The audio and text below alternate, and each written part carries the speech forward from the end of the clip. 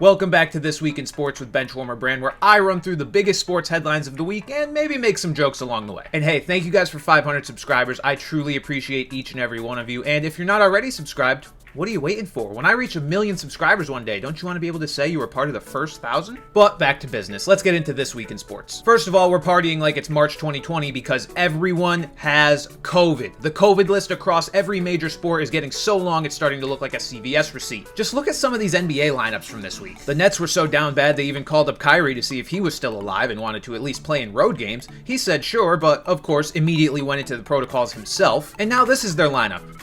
And this is the Bucks lineup. And this absolute disaster is the Pistons lineup. God, I can't believe what COVID is doing to... Oh, wait, that's actually just their normal lineup.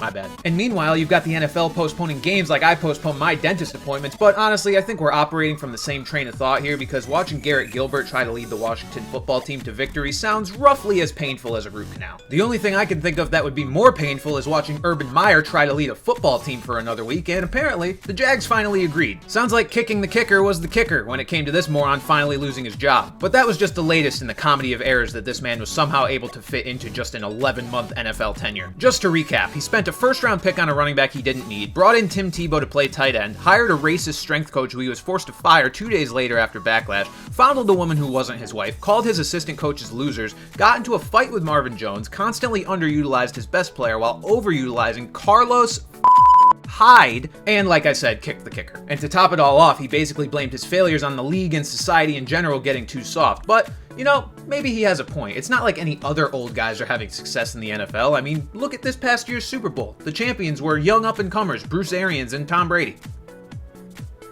In college football, the number one recruit in the country said peace out to Florida State and flipped his commitment to Jackson State instead, an FCS HBCU coached by Florida State alum Deion Sanders, who I assume has been disowned by Florida State at this point. Not too many jokes here. The top recruit going to an FCS HBCU is a huge deal, and I'm very excited to see how it plays out. In college basketball, it was pretty quiet on the men's side. Most notable thing is that the number one team in the country didn't choke away their ranking the first chance they got, so good job, Baylor. On the women's side, Georgia Southern beat Carver College 133-15. Giving them the second largest margin of victory ever. Oh, and referees in the women's NCAA tournament are officially going to be paid as much as the referees in the men's NCAA tournament. That's a pay discrepancy I didn't even know existed, but I guess I shouldn't even be surprised at this point. Baseball is still locked out, but Buck Showalter got named manager of the Mets. He will try to get them over the hump while Steve Cohen presumably live tweets the entire thing. Darren Williams defeated Frank Gore in a boxing match. Color me shocked that a guy who's 6'3" beat a guy who's 5'9". Darren's probably wasting his time though, because even his washed up corpse could probably be starting for about half the teams in the NBA right now, but whatever, go ahead and embarrass yourself on pay-per-view instead. Jake Paul continues to try to prove to people that he's a real boxer by knocking out non-boxers. I look forward to his next fight, which I can only assume will be against Kevin Hart, one of the Island Boys, or maybe a literal NFT. In some feel-good news, Tiger Woods and his son competed together in the PNC Championship. They took home second place, and look how freaking cute they are. They only finished behind John Daly, who looks like Santa, and John Daly's son, who looks like he should be playing O-line for Alabama.